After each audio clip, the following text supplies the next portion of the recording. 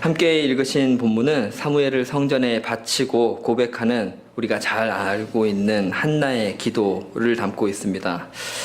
사무엘서를 시작하면서부터 우리가 이 한나라고 하는 여인의 이야기를 주목하고 있는데 오늘 일단락 짓게 되는 장면입니다.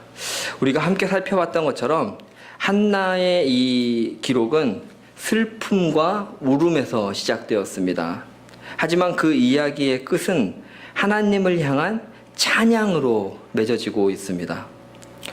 우리가 이렇게 이야기 내용들을 살펴봤었습니다. 첫 시간에 어떠한 역경에서도 또 어떤 조건이라도 하나님께 답이 있는 줄 알아야 한다. 그렇죠? 하나님을 찾는 것이 우리가 한나를 통해 볼 수 있는 믿음의 모습이었습니다. 그리고 또 살펴보기를 한나가 저는 영적으로 단단한 여인입니다. 이렇게 고백하고 마음 먹고 하나님 앞에 응답 받을 때까지 오래 기도하였던 것처럼 우리 역시도 그렇게 하나님 앞에 기도와 통곡으로 우리의 마음을 고백하자, 이런 내용을 나누었습니다. 그리고 이 앞선 시간에 저와 여러분의 삶이 하나님의 생각 가운데 있다. 하나님의 심중에 우리의 삶이 놓여 있다. 그것을 믿고 그분의 인도와 축복을 누리자. 그리고 그렇게 누리는 것이 내 것이라고 하지 말고 하나님이 주신 것인 줄 알고 주님께 돌려드릴 줄 아는 것이 참다운 성도의 모습이다라는 내용을 우리가 3번에 걸쳐서 나누었습니다. 한나는 이 같은 의미의 시간을 지나고 오늘 기도드리는 자리, 이 자리에까지 이르게 된 것입니다. 그리고 이렇게 한나가 드리고 있는 이 기도가 어떤 의미의 고백인지, 또 무엇이기에 마리아의 송가와 더불어서 우리가 기념할 만하고 또 살펴볼 만하고 또 이것이 주는 의미가 있기 때문에 우리가 애써 그 의미를 생각해 보아야 하는지 한번 이 시간에 같이 나누고, 더불어서 그러한 한나의 기도가 저와 여러분의 오늘의 기도가 되기를 소망합니다. 3가지 정도로 그 의미를 간단히 살펴보려고 합니다. 첫 번째로 한나가 지금 드리고 있는 기도는 이름 붙이기를 역전의 기도다, 이렇게 이름 붙일 수 있겠습니다. 다 아시는 것처럼 사무엘서 초반만 해도 한나는 괴로운 여인이었습니다. 그리고 복받은 인물은 누구였냐 하면 분인나였죠. 하지만 이제 한나가 고백하고 있는 것이죠. 1절에서 내 마음이 여호와로 말미암아 즐거워하고 내 뿔이 여호와로 말미암아 높아졌다. 슬픔과 울음의 사람이 이제 기쁨의 사람이 된 것입니다. 낮아지고 천대받고 멸시를 받고 그 마음에 폭풍이 치듯이 비난받았던 사람이 이제 기쁨과 찬양을 드리는 사람이 된 것입니다. 그래서 자신이 그런 경험을 했기 때문에 한나는 자신의 기도의 내용 가운데, 이 송가 가운데 하나님은 지금 이 삶을 그대로 두시는 하나님이 아니라 역전시키는 하나님이다, 이렇게 고백하고 있는 것이죠. 4절 말씀 보면 용사는 꺾으시고 넘어진 자에게는 힘을 주신다고 하셨습니다. 지금은 그가 용사 같고 힘 있는 자 같지만, 낮아지고 넘어져 있는 자 같지만 이걸 뒤바꿀 수 있는 게 하나님이다. 5절 말씀 보면 먹는 문제, 자녀의 축복에서 역전시키는 게 하나님이다. 자기가 경험한 일이지 않습니까? 6절 가면 삶과 죽음의 문제 역시 주님이 주장하신다. 역전시키신다. 그게 주님께 달려있다. 한나가 고백하고 있습니다. 7절 말씀에 가난과 부 역시 주님께 달려있다. 8절에 사람의 높아짐과 낮아짐도 주님의 손 안에서 역전되어진다, 이렇게 고백합니다. 저는 이 은혜가 우리 모두에게 주시는 은혜인 줄 압니다. 우리의 삶이 지금 어떤 자리에 있건, 우리의 삶이 어떤 역경과 내가 내 힘으로 뒤바뀌어 보려고 해도 되지 않는 그런 상황에 있더라도 하나님이 만지시면 가능하다는 것이죠. 내가 못하는 것 같지만 하나님이 손대시면 할 수 있다는 것이죠. 한계 같지만 그 넘어서의 길을 하나님은 여신다는 것입니다. 한나의 고백이 저와 여러분에게 허락하시는 역전의 은혜인 줄 압니다. 두 번째로 한나의 기도는 예언의 기도입니다. 예언의 기도. 이 예언이라는 말이 좀 오해를 살 수 있는 말이죠. 제가 이건 여담인데 신학을 하기 전에 책을 이제 좋아했습니다. 그래서 좀 제목이 좀 신기하면 이제 당장 읽지 않더라도 언제 읽겠지 하고 이제 잘 사고는 했거든요. 나중에 보니까 제가 샀던 책들 중에서 2단 책도 꽤 있던 거예요. 이제 그때 당시는 모르고 샀는데 그냥 막 야 이거 괜찮은데 이제 갑자기 생각이 난 게 특별히 예언을 하게 하라. 이 말씀 구절이긴 한데 사실 요렇게 돼 있는 그 2단이 서적이 있었어요. 근데 참 신기한 건 사실 이제 그런 서점이 그런 분별력을 다 갖기 어렵지 않습니까? 그래서 이제 그렇게 잘 보이는 곳에 꽂혀 있어서 이제 제가 예언해야지. 그러면서 이렇게 했는데 예언이라고 하면 이제 우리 생각 가운데 야 내일 무슨 일이 일어날지 맞추고 내년에 누구한테 무슨 일이 일어날지 맞추는 것처럼 생각하기 쉽지만 성경이 말하는 예언이라고 하는 것 이것은 사실 그런 의미가 아닙니다. 하나님의 선지자들이 예언을 하게 되는데 선지자들이 예언을 한다 했을 때 사실 그 본래적인 의미는 하나님이 맡겨주신 말씀을 말한다는 것이죠. 그러니까 말씀을 맡은 자가 그 맡은 말씀을 말하는 게 예언하는 거예요. 근데 이게 예언일 수밖에 없고 그 되어질 일에 대한 미리 얘기하는 것일 수밖에 없는 게 하나님의 말씀의 원리를 따라서 세상이 운행되니까. 그러니까 결과론적으로는 먼저 말한 것처럼 보이지만 사실 예언을 한다라고 했을 때 그것이 우리가 흔히 생각하는 미신적인 의미에서의 예언이 아닌 거죠. 한나는 하나님의 말씀을 받은 자였습니다. 1장 23절 보면 엘가나가 한나한테 이렇게 얘기하죠. 오직 여호와께서 그의 말씀대로 이루시기를 원하노라. 무슨 의미냐면 이미 한나라고 하는 여인이 하나님께로부터 받은 말씀이 있었던 거죠. 그랬기 때문에 사실 가장인 엘가나가 아이 사무엘을 성소에 바치겠다고 하는 이 모든 행위 자체를 용인할 수 있는 겁니다. 그렇죠? 한나가 이 집안에 막 너무 여건이 세갖고 난 아이 바칠래요 그러니까 엘가나가 말 못한 게 아니죠. 지금 동의하고 있는 하나님이 주신 말씀이 이 가정 가운데 있는 거죠. 지금 그래서 우리가 한나의 이 기도를 주목하는 것은 한나가 단순히 기도하는데 감정을 토해내고 있냐 그것만이 아니란 겁니다. 말씀을 받아 기도하고 있다는 거죠. 그러니까 제가 제목을 예언의 기도라고 했지만 정확하게 말씀드리면 말씀으로 드리는 기도죠. 이런 모습이 저와 여러분 가운데 있기를 원합니다. 하나님의 말씀을 읽고 깨닫고 그것이 우리의 기도 가운데 반영되어야 하는 거죠. 그러니까 한나의 얘기를 보면 드리는 이 기도를 보면 사실 이후에 펼쳐질 모든 사무엘서의 내용을 담고 있어요. 역전의 기도라고 처음 얘기 드렸는데 이게 사무엘서의 내용입니다.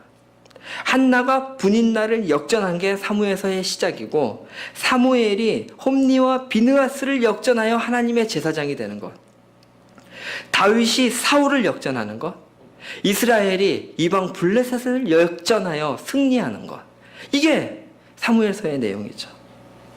사실 한나가 10절에 고백하고 있는 자기 왕에게 힘을 주시며 이렇게 얘기할 때 이 멜렉이라고 하는 단어는 아직 왕이 세워지기 전에 한나가 고백하고 있는 단어입니다. 주신 말씀과 은혜 가운데 한나가 선지자와 같이 깨달은 것이죠.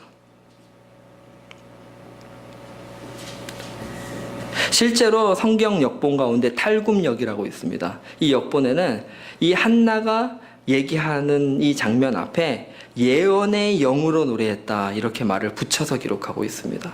그만큼 어떤 의미에서 한나라고 하는 여인이 선지자라 이렇게 인정하고 있는 것이죠. 저와 여러분이 한나와 같이 하나님의 말씀을 붙잡고 기도하기를 원합니다.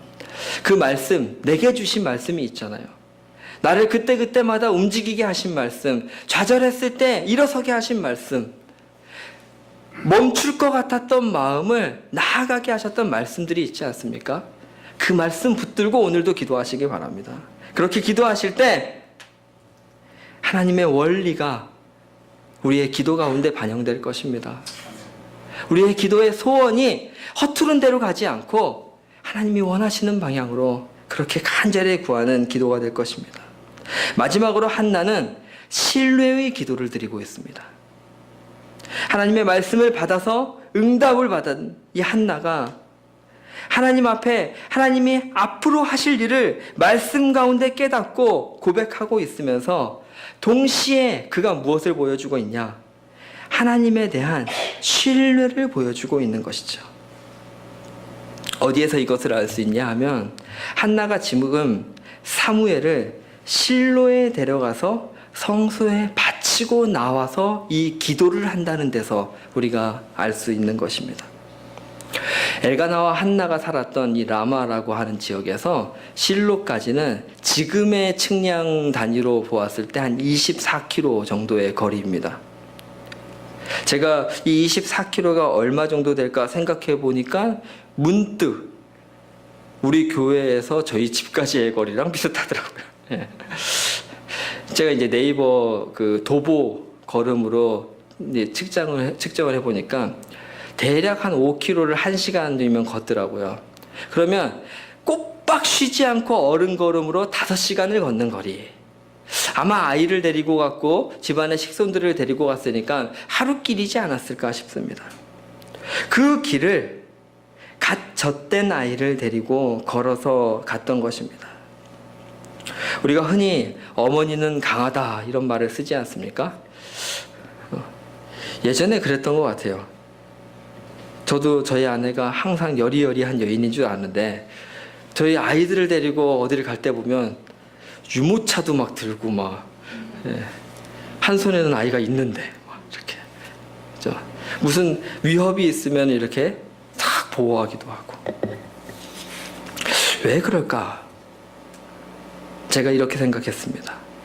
어머니에게는 지키고 싶은 대상이 있기 때문에 강한 것 아닐까?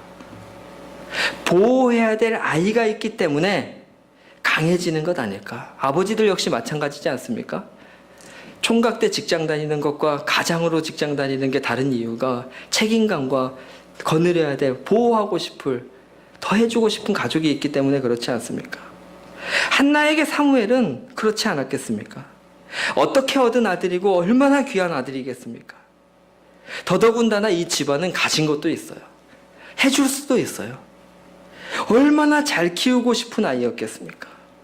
그런데 지금 한나는 아이 사무엘을 갓 젖대었는데 떼어놓고 오고 있는 것입니다.